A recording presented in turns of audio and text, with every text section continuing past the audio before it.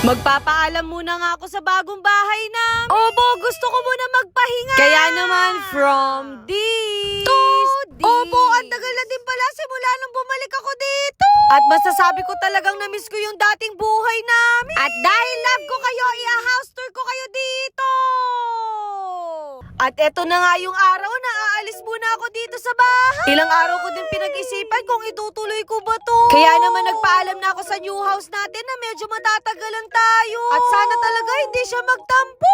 Huwag siya mag-alala kasi siya pa rin naman ang favorite ko, no? Pero sa totoo lang, minsan hindi mo talaga maiwasang madrid. Ayoko din kasi talagang pinapakita sa inyo na na-stress ako sa buhay. Kumbaga, gusto ko good vibes lang palagi. Opo, na-miss ko nagbibigay ng pagkain sa mga guard dito. Sa unang kita ko nga sa bahay namin, para ako maluluha. Sobrang dami ko kasi talagang memories dito. Masaya man o malungkot. Pero parang minamalas tayo kasi parang nakalimutan ko yung susi. Kaya wala tayong choice kundi mag-akyat bahay na lang. Baka pagkamalan pa kami magnanakaw dito. At dahil nandito na rin naman tayo, i-house tour ko na kayo dito. Eto pala yung dati naming garahe na naging lutuan at laundry area. Ewan ko sa nanay ko kung ano nang ginawa sa bahay na to. Sinubukan ko nga yung smart lock natin kung kilala niya pa ba ako. Stranger na. Grabe, 4 na buwan lang ako nawala pero hindi na ako nakilala.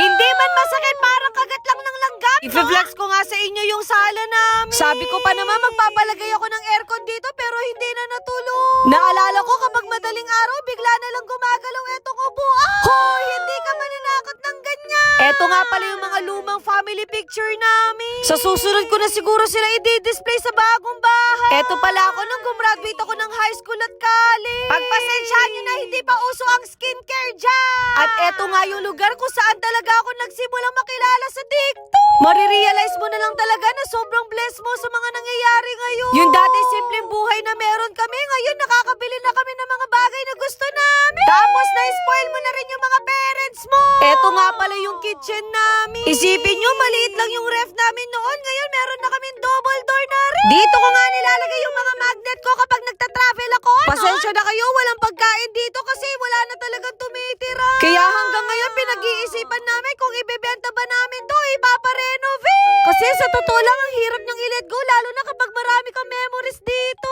Kaya sa mga nagtataka dyan kung saan ko ba galing yung pera pambili ko ng bahay, pinaghirapan ko lahat yun. Kumbaga, katas lahat ng social media ko. Ngayon, aakyat naman tayo sa second floor. Meron na din 2 kwarto at isang CR dito.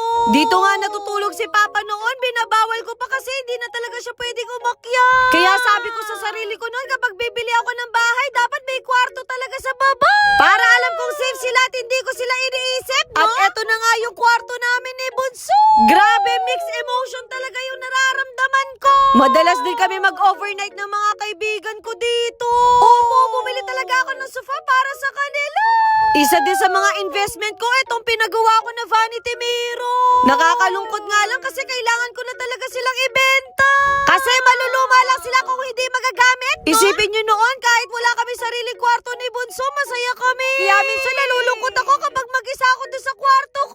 Pati nga sa cabinet, magkasama na rin kami ni Bunso. Nagagalit na nga sa akin niya kasi puro damit ko na lang yan nandito. Naalala ko, ginagamitan ko pa to ng hairpin para mabuksan ko lang yung cabinet ko. Opo, wala na akong pampagawa ng handle dito. Sobrang dami na din kailangan ayusin dito sa bahay. Kaya tulungan niyo ako kung deserve niya bang ipa-renovate to. May maliit na balcony din pala kami dito kung saan naglalabas si Mama. Kung sa bagong bahay namin, pahirapan yung pag-akyat sa bubong. Pero sa old house namin, kahit nakapikit ka, makakaakyat ka pa rin. Naku, huwag niyo ko tutularan, talagang matigas lang ang ulo ko, no? At dahil ang dami na kami sa dati kong outfit, magpapalit tayo ngayon. Parang hindi na nga kanais-nais yung amoy ng kilikili ko. Kaya bago ako magpalit, mag-apply muna ako ng Dio Nut Spray. Yung nagustuhan ko dito, natanggal niya talaga yung pangingitim ng kilikili ko. Tapos yung pagiging maasim ng kilikili ko, natanggal na rin. Pagkatapos ko nga magbihis, dumiretso agad kami sa buntod ni Kuya. Baka